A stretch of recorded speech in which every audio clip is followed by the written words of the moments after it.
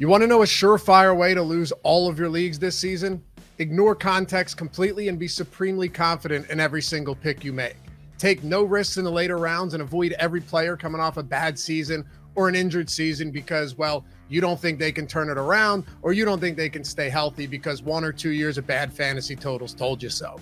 On the other hand, there's no better way to win your fantasy drafts and ultimately your leagues than by just simply being able to put things into context. Understanding why a player did good, understanding why a player did poorly, or why they're being drafted as high or low as they are is more important than anything else going into these drafts. And if you weren't able to draft a running back in the first 2 rounds, you're good. It doesn't matter. That's why you're here. I got you. Because these players we're going to talk about, all of them have all of the upside in the world, and we're getting every single one of them at a discount. That's how we're going to win our leagues. It's that simple. By playing it safe early on and then taking chances on high upside guys late in the draft or even in the middle rounds of the drafts who are shrouded in fear and uncertainty for one reason or another, and they're being drafted way later than they should. And no, not every single player on this list that we're going to talk about, not every single one of them has a ton of question marks, but all of them can far outperform their ADP if all of the stars align. So buckle up, baby. I'm Dave Loughran. These are your must-draft running backs after the first round. Oh, and hit that thumbs up, subscribe to the channel, and leave a comment down below. Helps us greatly. I try and read and respond to every single one of them, even if it's just you calling me an idiot. We're good. And follow me at Laughy_D on Twitter, LOUGHY_D. Let's go. Joe Mixon, ADP 13, running back 7. 7th running back going off the board. Now, he finished the 2021 season as the RB4 and the RB3 in both standard and half-point PPR leagues. Very good stuff. He's also 3rd in carries, 3rd in rushing yards, and 4th in rushing touchdowns. He was 3rd in goal line carries and 4th in carries inside the 10. So all of that is money. But one of the reasons he slipped, I think, a little bit in ADP from where he finished last year, it's twofold. First, you have Christian McCaffrey and Derrick Henry. They missed most or some of the season, and both are back to having first-round ADPs this year, expectedly so. And with Dalvin Cook going 1 pick ahead of him, Mixon's going to get pushed to the top of the 2nd round. But that's fine. The second reason, however, that Mixon might not be getting as much love is the questionable role in the passing game for 2022. He was 28th in targets among running backs last season. I had a modest 8.6% team target share out of the backfield. And now you got some rumblings that Chris Evans could be the Bengals' 3rd down back, given that he's a better pass catcher and Mixon struggled in pass protection over the years. But Mixon's still on a team, and this is where it gets interesting. And this is what makes him such a stable, high upside, but safe running back where he's being drafted. He's on a team that has the 8th shortest odds to be the highest scoring team in the league. And the Bengals over-under for wins is sitting at 10. Mixon's going to continue to see no shortage of opportunities in between the 20s and close to the goal line. Not to mention, PFF has this offensive line ranked 8th in football and called him the most improved offensive line in the NFL. So the only downside is playing against tough defenses in the AFC North.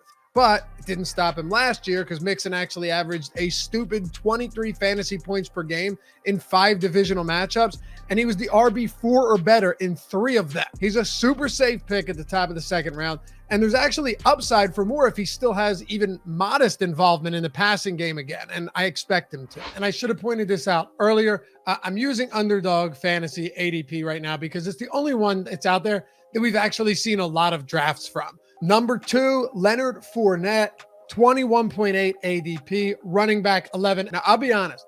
I was a little surprised that Fournette had a 2nd round ADP when I first started looking into fantasy football earlier this year, but it really only took a minute, literally a minute, to come to my senses and completely embrace it.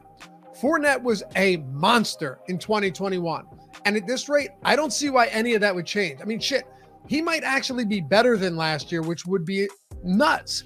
For those of you just getting up to speed too for the 2022 season, I get it. It's still early July. You might be surprised to hear that Fournette, before missing the final 3 games of the regular season, was the PPR RB3. He was 5th in fantasy points per game and led all running backs. Yes, every single running back in both receptions and targets with 69 and 84 respectively. And sure, Tampa Bay drafted Rashaad White in the 3rd round. It's not lost on me. But it's hard to think Fournette isn't still heavily involved as a pass catcher.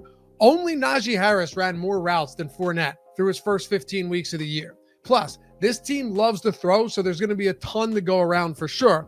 The Bucs led the league in pass play percentage by a full 3% last year, but so long as Brady can still operate at a high level, Fournette's going to see no shortage of goal line opportunities either. He was 6th in carries inside the 10, 11th in carries inside the 5, and that was only across 14 games last year. Not to mention Ronald Jones is no longer in Tampa either. And another huge thing here is Fournette clearly earned a ton of trust from Tom Brady. That's going to take any player a long way. So with Chris Godwin without a timetable to return after tearing his ACL in week 15, Antonio Brown gone after doing typical Antonio Brown stuff. Actually, this was kind of wild even for him. And Rob Gronkowski currently retired. It's hard to look at Fournette and not see a guy who could get an absolute shit ton of work this year. And he just inked a 3-year, $21 million contract to boot. Oh, and Vegas projects the Bucs to have the second best offense and overall team in 2022. What is there not to like? I'll give you something else. Pro Football Focus also ranked their offensive line 4th in the NFL. So I know he showed up to minicamp out of shape, but that was early June. Who cares? I care a whole lot more about the fact that Brady, after he came out of quote unquote retirement, called Fournette, who was coincidentally visiting the Patriots, and said, "What's your ass doing up there?" Fournette was back with the Bucs just a couple days later. How do you not love that? Number 3, Nick Chubb. ADP 24.9 as the 12th running back going off the board. I know some people hate drafting Nick Chubb. I kind of get it too. He just doesn't offer the same pass catching upside as a lot of backs being drafted around him. And Kareem Hunt's a constant drag on his upside. But look where Chubb's finished at his position each of the last 3 seasons, of which he's missed at least 3 games in 2 of them. In standard leagues, he's been the RB7, missed 3 games, the RB9, missed 4 games, and the RB6. In PPR formats, he's been the RB13, 11, and 8. So I have absolutely no issues taking him as the RB12 in the beginning of the 3rd round, which is where he's currently being drafted on Underdog. Now, I also don't worry about Chubb being injury prone either. I care a lot more about the fact that he's one of the best running backs in the league. He also didn't miss a single game over his first 2 seasons. So what are we really concerned about? He's also never averaged less than 5 yards per carry in a season. And among all running backs with at least 100 attempts in a year, Chubb ranked 2nd in yards per carry both last year and in 2020, behind lower volume players in Rashaad Penny and J.K. Dobbins before that. He's running behind an elite offensive line. PFF ranks them 2nd heading into 2022 on one of the most run-heavy offenses in the league. Obviously, this offense won't look nearly as good if Deshaun Watson's suspended for the year or for a significant amount of games, but they should be buoyed by their defense, which boasts an elite pass rush and an elite secondary. So here's how I'd ultimately break it down. Cleveland's best move is to lean heavily on the ground game and also rely on their defense to keep points off the board. Chubb was still tied for 12th in touches per game among all running backs last year, even though all touches aren't equal. I get that. But Cleveland's going to try and run the ball 30 plus times per game again this year with Jacoby Brissett likely under center. Chubb's going to need to be the focal point. That's why I think he's one of the safer backs that you're getting in the beginning of the 3rd round. That's why it's a great idea in the 3rd round to grab one of the best, most efficient runners who can pile up the touchdowns. And before we get to player number 4, are you looking to make your league fees back before your seasons even start, before your drafts even start for the most part? I will give you the simplest, easiest way to do it. BetMGM. You might be saying, yeah, but I don't bet. It doesn't matter. If you want free money, you take free money when it offers itself to you, which is usually not very often. Here's all you have to do, right? And you can use this bankroll for football season when it rolls around. Here's all you have to do. Use the link in the pinned comment or the description. Pinned comment is easier for BetMGM. Click it, sign up, deposit $10 or more if you want. Only has to be $10. Take that $10, put it on either team to win. Right now it's baseball. We're in July. Right now it's baseball. You don't have to watch the game. Who cares if you don't like baseball? The way I see it is it's a tooth fairy. You leave $10 under your pillow, you forget about it, you wake up the next morning, there's $200 under there. It's the same concept here. Take $10, use that link. When you sign up, deposit the $10, put it on either team to win. Any team playing tonight or tomorrow, whenever you want to do it, any team to win. They don't need to win. When the bet settles, your $10 turns into $200. You've got it for free. These books want to give out free money to get people over there.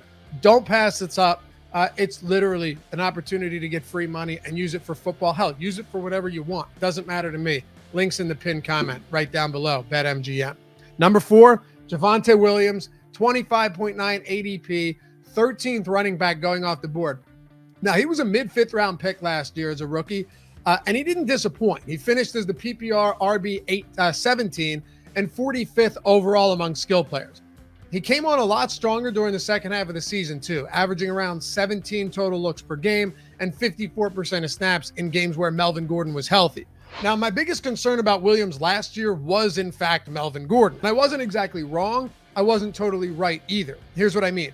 Gordon actually out-carried Williams 203 to 180 in the games where both players were active and only saw 5 fewer targets. They finished RB 18 and RB 17 respectively, separated by only a few points.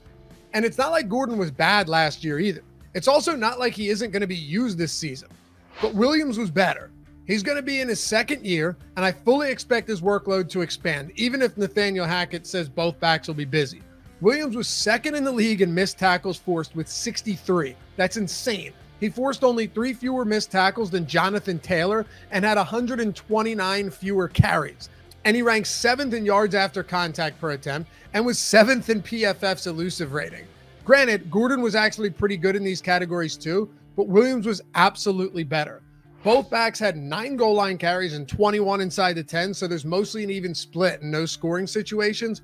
But Williams far outperformed Gordon in yards per route run as a pass catcher and is likely to get more passing down work out of the backfield. Ultimately, I want to bet on the more skilled player now that he's not a rookie.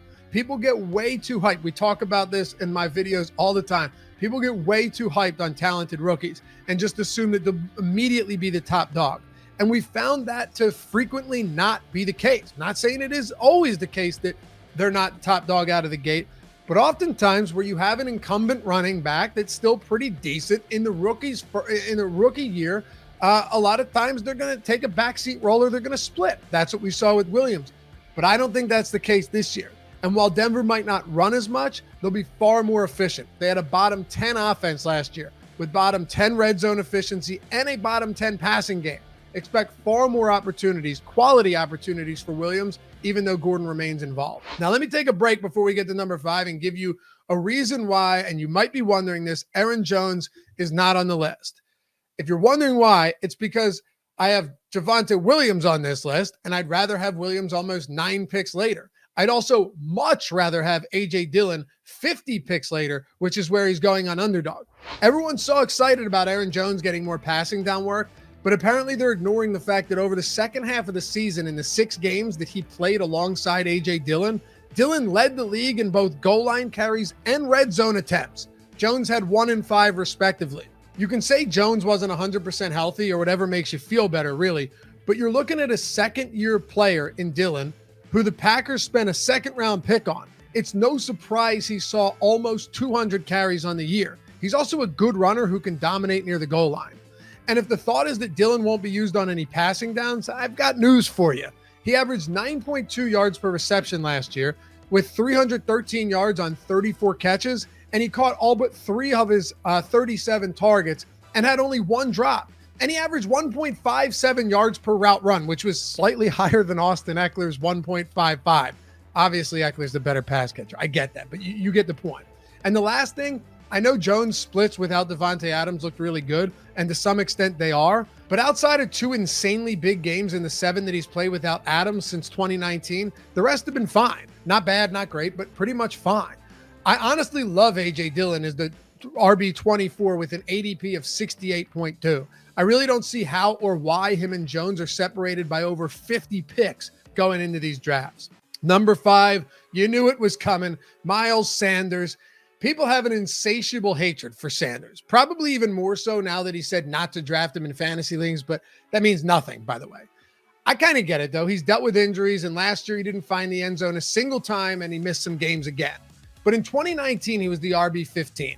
In 2020, he was the RB23, but he was the RB11 in the 12 weeks that he was on the field. And I think people are wildly overreacting to last season, and I will prove it to you right now. Sanders' 5.5 yards per attempt was tied for second among all running backs with at least 100 carries, tied with Chubb, Jonathan Taylor, and Tony Pollard.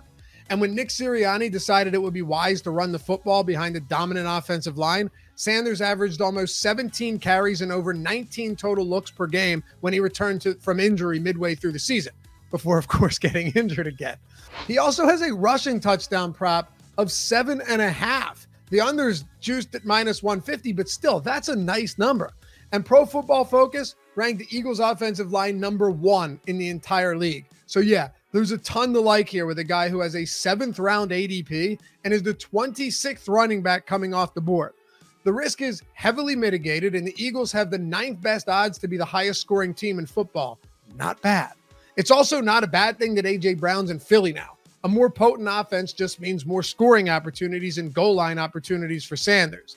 Having Jalen Hurts vulture a lot of those scores definitely sucks, but let's not pretend Philly's running backs don't score at all. Actually, they had 15 total touchdowns last year, and the Eagles are the most run-heavy team in the NFL, so there's more than enough opportunities to go Sanders' way despite Hurts' rushing ability. Lastly, and here we go, Sanders has legit breakaway potential. We've seen him do it a lot in the past. And there are going to be games where he absolutely goes nuts running behind the league's preeminent offensive line. He's also going to be the clear lead back, despite what anyone tries to tell you. Take him or leave him. I'll take what I think is a big discount on Sanders this year, and I do prefer him over guys like Clyde Edwards-Helaire and Elijah Mitchell. Number 6, we got Devin Singletary. You guys know this is my guy as well, has been, and I couldn't have been, there was nobody more excited than me, maybe some of you guys out there, when he started getting the lion's share of work down the stretch last year. And this is why I think his ADP is egregious going into 2022. He has a 102.7 ADP as the 33rd running back going off the board. I think it's entirely possible that he could have James Conner type value from last year. Conner won a ton of us our championships because remember these videos, this one specifically too, and many others, we went with the touchdown upside at a much later round with Conner and kind of faded Chase Edmonds in that 6th round or so. Now, Singletary definitely doesn't have the same touchdown upside as Conner did last year, even though he did lead the league in red zone carries over the final 5 weeks of the season, but he's being drafted in the middle of the 9th round, which seems downright preposterous to me. And here we go again, clamoring over a rookie who hasn't played an NFL snap yet, leaving the proven running back for dead and literally drafting him in the same round as James Cook. I'm not saying Cook isn't good either, right? What I'm saying is we're so quick to shit on the incumbent running back in a situation like this that his price tag goes through the floor. And I guess people are forgetting that Singletary was a legitimate bell cow back over the final quarter of the season and the playoffs. He averaged 80% of snaps per game, then went on to play 86% of snaps in the wild card game and 100% of snaps in the divisional round game. He was literally the running back 2 over the last 5 games of the regular season and was the RB20 on the year. He's being drafted outside of the top 30, though, on arguably the best offense in the entire league. He only had 7 goal line attempts on the season, but scored on 4 of them and had 18 carries inside the 10. The best part? 5 of those goal line carries and 3 of those scores came in the final 5 weeks of the year.